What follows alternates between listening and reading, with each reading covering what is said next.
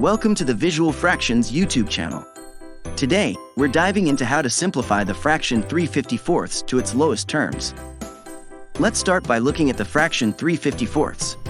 To simplify it, we'll divide both the top number, which is 3, and the bottom number, which is 54, by their greatest common factor. The greatest common factor, or GCF, is the largest number that divides both the numerator and denominator without leaving a remainder. Guess what? For 3 and 54, that's 3. When we do the math, 3 divided by 3 is 1, and 54 divided by 3 comes out to 18. So, simplifying 3/54, we end up with 1/18. Just so you know, 1/18 is already as simple as it gets because there's no common factor between 1 and 18 besides 1 itself. So, there you have it. The fraction 3/54 simplified to its simplest form is 1/18.